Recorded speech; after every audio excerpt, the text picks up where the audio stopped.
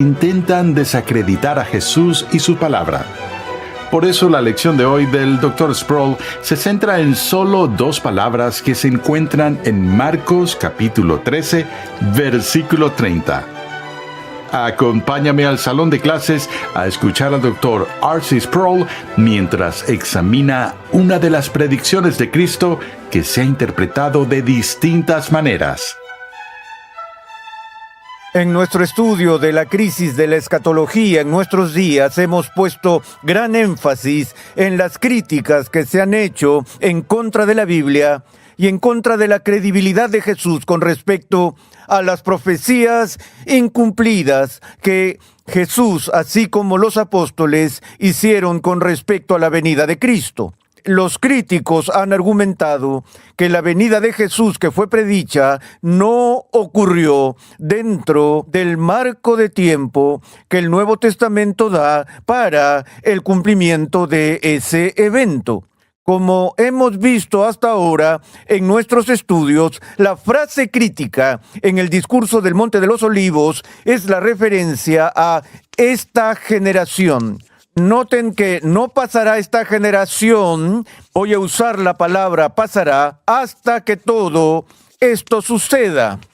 Una comprensión prima facie ordinaria de este texto, como la que hizo Bertrand Russell en su crítica del cristianismo, y al igual que lo hizo la alta crítica de la erudición bíblica, dice que esta generación debe referirse literalmente a ese grupo de personas que fueron contemporáneos de Jesús y una generación dura aproximadamente 40 años, y que pasar se refiere a su desaparición, es decir, este grupo de personas no morirá o pasará hasta que todo en esta profecía suceda. Todo esto se llegó a considerar como incluyéndolo todo. Ahora, también vemos que todo el problema se ve exacerbado por nuestro conocimiento, como he mencionado, de que lo que precipitó todo el discurso de la predicción de Jesús de la destrucción del templo en Jerusalén y la destrucción de la ciudad de Jerusalén efectivamente ocurrió dentro del marco de tiempo de 40 años, cuando estos eventos se desarrollaron en el año 70 después de Cristo. Así que creo que de nuevo vemos y sentimos el peso del problema. Elaboro este punto por estas razones. No estoy convencido de que los cristianos evangélicos realmente sientan el peso de este problema. Y eso es parte del problema de ignorar la alta crítica y tan solo predicarles a los creyentes y hablar entre nosotros sin escuchar realmente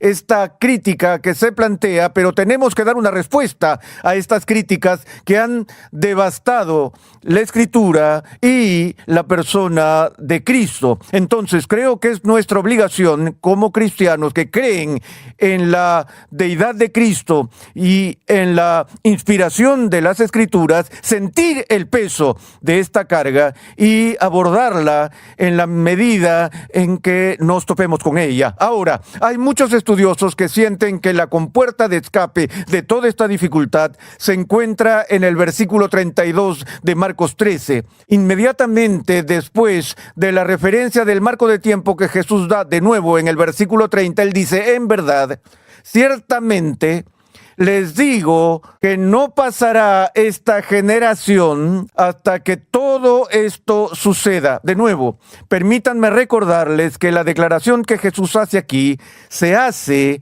en términos enfáticos. No puedo concebir que Jesús sea más enfático sobre el marco de tiempo de lo que es aquí cuando dice: en verdad les digo que no pasará esta generación hasta que todo esto suceda. Luego continúa amplificando esto diciendo: el cielo y la tierra pasarán, pero mis palabras no pasarán. Así que Jesús está haciendo depender gran parte de su propia credibilidad en lo que está diciendo aquí. Estas son mis palabras y mis palabras durarán más que los cielos y la tierra. Entonces, luego escuchamos la compuerta de escape en el versículo 32. Pero de aquel día o de aquella hora nadie sabe, ni siquiera los ángeles en el cielo, ni el Hijo, sino solo el Padre. Ahora, este versículo 32 es uno de los versículos más controversiales de todo el Evangelio de Marcos, porque, entre otros aspectos, es un versículo en el que Jesús pone un límite a su propio conocimiento cuando dice que el día y la hora no lo sabe nadie, ni siquiera los ángeles, ni siquiera el Hijo, solo el Padre. Eso ha provocado todo tipo de debates cristológicos, donde obviamente Jesús se refiere aquí a su naturaleza humana, y su naturaleza humana no es omnisciente. Sería herético afirmar que la naturaleza humana de Cristo lo sabía todo. La naturaleza divina sí, por supuesto, pero la naturaleza humana solo sabe lo que un humano normal podría saber, o un humano que está informado por lo divino. Y hay momentos en que hay conocimiento comunicado de la naturaleza divina a la naturaleza humana. No los estamos separando, sino que los estamos distinguiendo, pero no quiero dejarme llevar por eso. Ese es un asunto cristológico. Pero con respecto a este problema con el que estamos lidiando, muchos estudiosos llegan al versículo 32 y dicen que obviamente Jesús aquí está calificando su predicción al decir que, después de todo, nadie sabe realmente el día o la hora, incluyéndome a mí. Entonces, en cierto sentido, Jesús tiene un pase libre aquí por equivocarse al afirmar que todo ocurriría dentro del marco de tiempo de esta generación. Entonces, dado que él hace esta aclaración, eso anula o reduce la relevancia de su declaración anterior, de que vendría en esta generación. Bueno, creo que este es otro de esos ejemplos de que cuando un texto es problemático, a veces los académicos usan recursos tortuosos para tratar de resolver el problema. No hay razón para ver que el versículo 32 anularía la declaración anterior de Jesús, que es muy amplia cuando dijo simplemente: no pasará esta generación hasta que todo esto suceda. Luego él lo califica diciendo que no sé qué día en esta generación, no sé en qué hora será, pero sí sé esto, ciertamente dentro del marco de tiempo de esta generación. Pero en algún momento dentro de esta generación, antes de que esta pase, todo esto sucederá, pero no me preguntes el día ni la hora. Eso parecería ser una comprensión mucho más sobria de lo que Jesús está diciendo, y no queremos que nuestro Señor diga algo y lo retire, por así decirlo, para afirmar lo que va a suceder dentro de un periodo de tiempo con su mano izquierda y en menos de 5 minutos después decir que no va a suceder en ese periodo de tiempo. Una vez él hace una declaración tan enfática como esa, de que ocurrirá ciertamente con toda seguridad dentro del marco de tiempo de una generación, tenemos que vivir con eso. Tenemos que decir, ok, ¿qué quiso decir con generación? ¿Qué quiere decir con que no pasará esta generación? Una vez más, los críticos, incluidos Bertrand Russell, entienden que la frase "esta generación" se refiere a un grupo de personas que fueron contemporáneos de Jesús, aquellas personas que estaban vivas en ese momento, y se refiere a un grupo etario de seres humanos. Entonces, cuando Jesús lo califica, por así decirlo, en el versículo 32, él está diciendo: no puedo ser más específico de lo que será esta generación, pero tengan en cuenta esto, que eso no significa que él sea menos específico de lo que sería dentro del marco de tiempo de esa generación. Ahora, de nuevo, este asunto de pasar, estamos asumiendo que se refiere a la muerte de aquellos que están vivos. Eso es consistente con la otra referencia de tiempo que Bertrand Russell usó para refutar el Nuevo Testamento y refutar a Jesús, cuando Jesús dijo: algunos de los que están aquí no probarán la muerte hasta que vean al Hijo del Hombre venir en su reino y demás.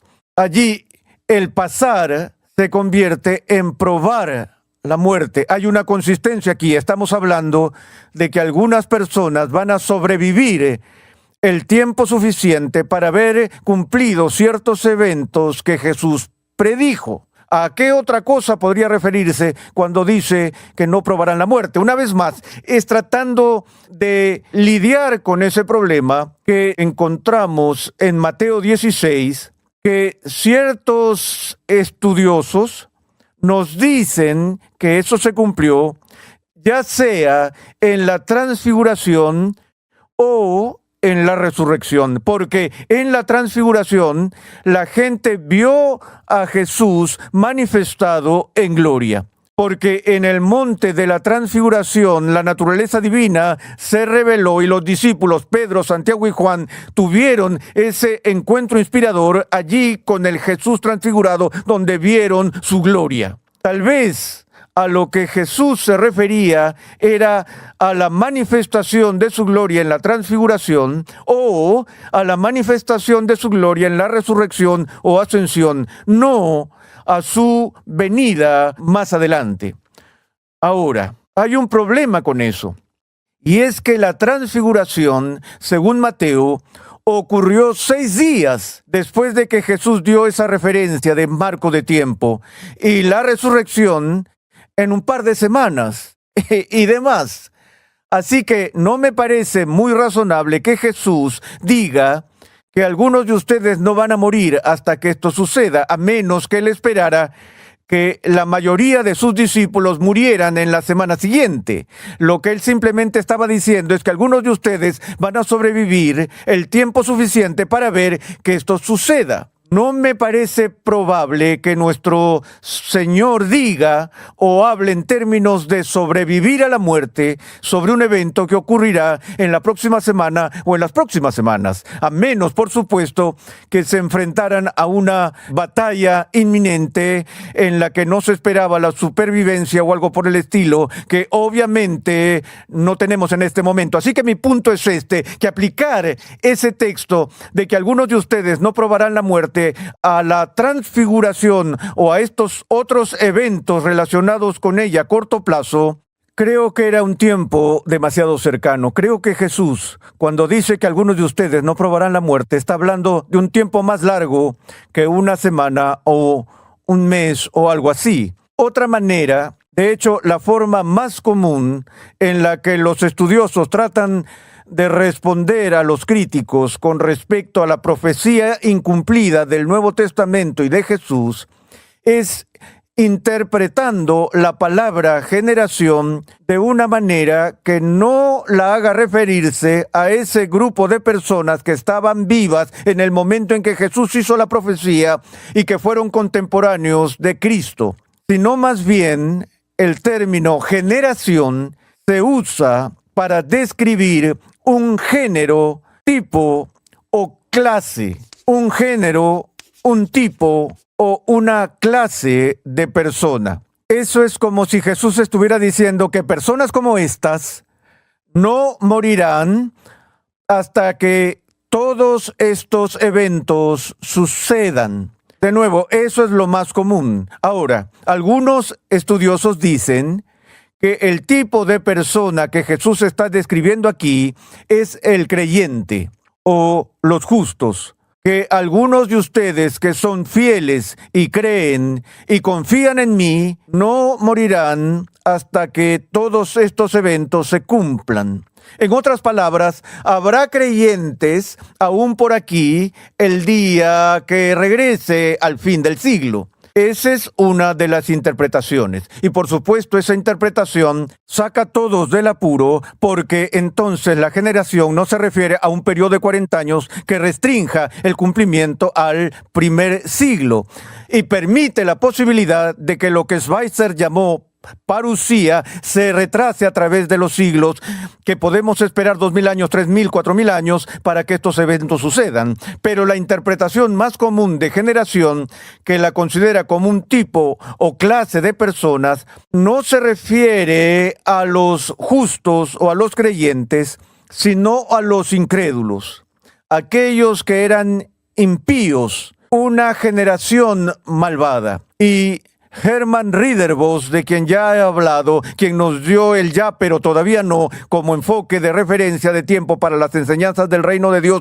que ve en el Nuevo Testamento, Ridderbos opina que la palabra griega aquí, genea, que se usa para interpretar o traducida como generación, es una descripción no del marco de tiempo, sino del marco mental. Es una referencia de marco mental que dice que las personas de este marco mental seguirán existiendo hasta que todos estos eventos sucedan. De nuevo, este tipo, este género, esta clase de personas permanecerá hasta que todo esto suceda. Una vez más, esa es la opinión más común que los conservadores evangélicos asumen en el discurso del Monte de los Olivos para escapar de los ataques de la alta crítica. Y yo, en lo personal, con sinceridad, encuentro eso exegéticamente poco satisfactorio. Sé que hay casos en la Septuaginta y en los documentos extrabíblicos donde esa palabra genea se puede usar para referirse a una clase o tipo o género de persona, pero su uso en el Nuevo Testamento se refiere abrumadora y consistentemente a un grupo de personas que están vivas en un momento particular. Quiero tomarme un tiempo ahora para ver algunos de estos pasajes. El primer pasaje que vemos está en Mateo 23, versículo 36. En este contexto, Jesús está dando su discurso final, el cual es probable que lo dé el mismo día que da el discurso del Monte de los Olivos, y dijo, cito, todo esto vendrá sobre esta generación. A mi entender, no estoy al tanto de ningún comentarista o ningún estudioso que alguna vez haya interpretado esa referencia como algo que no sea aquellos contemporáneos que estaban vivos en el momento en que Jesús habla de los eventos que le sucederán a esa generación. En Mateo 11 dice, ¿con qué compararé a esta generación? De nuevo, todos los comentaristas están de acuerdo en que eso se refería a la generación existente de judíos. En Mateo 12, 39, 41, 42 y 45, escuchemos lo que dice. Los hombres de Nínive se levantarán con esta generación en el juicio. Obviamente, los hombres de Nínive eran una generación anterior. La reina del sur se levantará con esta generación en el juicio. Así será también con esta generación perversa. Esto solo puede referirse a la generación actual y existente de personas a las que Jesús estaba advirtiendo. De nuevo, Lucas 11, versículos 50 y 51, para que la sangre de todos los profetas se le cargue a esta generación. Otra vez, se le cargue a esta generación. Marcos 8:38, cualquiera que se avergüence de mí en esta generación adúltera y pecadora. Y Lucas 17:25, el Hijo del Hombre sea rechazado por esta generación. Ahora, si entendemos el contexto bíblico en el que nuestro Señor hace estas declaraciones, Él claramente está hablando del punto decisivo en la historia redentora donde Dios ha visitado a la nación de Israel en la persona de su Hijo unigénito. Fue esa generación que estaba viva en ese momento la que tuvo, por un lado, el privilegio indescriptible de ver al Mesías venir en la carne. Y sin embargo, al mismo tiempo, fue esa generación la que fue condenada por la mayor culpa en la historia judía, porque esa fue la generación que rechazó a aquel que había venido a lo suyo y no lo recibieron. Entonces Jesús una y otra vez en el Nuevo Testamento advierte a esa generación existente sobre la severidad del juicio que estaría sobre sus cabezas, porque su juicio será mucho mayor que las generaciones anteriores en la antigüedad, como se vieron en los días de la reina de Saba y en otros periodos, porque el punto decisivo de crisis se ha alcanzado con la venida del Mesías. Y él habla del juicio que vendrá sobre esta generación. El sentido simple de esas advertencias se refiere al juicio que caería sobre esa última generación final de la Israel apóstata en ese momento. De hecho, aparte del uso de esta palabra generación, que encontramos en el discurso del Monte de los Olivos, hay otras 38 referencias a esta palabra en el Nuevo Testamento, y cada una de ellas se refiere al grupo contemporáneo de personas que estaban vivas entonces. Ahora, es posible lingüísticamente que genea pueda significar clase o tipo, o como sugiere Ridderbos, un marco mental en lugar de un marco de tiempo. Pero lo que estoy diciendo es que la evidencia exegética y lingüística en contra de eso es abrumadora. Y uno tendría que tener una razón convincente para interpretar la frase "no pasará esta generación hasta que todo esto suceda". Debe haber razones imperiosas para interpretar eso por algo que no sea el uso ordinario del término. La pregunta es, ¿tenemos esa razón convincente? Bueno, por supuesto, tenemos una razón convincente según muchas personas evangélicas, y la razón convincente es que el fin del siglo no ha ocurrido. Jesús no ha venido. Entonces, obviamente, si Jesús está diciendo la verdad, entonces tenemos que interpretar Genea de una forma diferente al sentido ordinario en el que se usa en el Nuevo Testamento. Pero, ¿y qué si el fin del siglo ya ha venido? ¿Qué pasa si lo que Jesús está hablando aquí no es el fin de la historia, sino el fin de la era judía? ¿Qué pasa si Jesús no está hablando de su venida final consumada para cumplir toda la profecía sobre la renovación final del cielo y la tierra, sino que está hablando de su venida en juicio sobre Israel, que se manifiesta en la destrucción del templo y la destrucción de Jerusalén? ¿Qué pasa si ese es el punto central de su advertencia en el Monte de los Olivos? Creo que sí. No estoy absolutamente seguro, pero creo que eso es de lo que él está hablando allí, y en nuestra próxima sesión veremos más a fondo las razones de eso.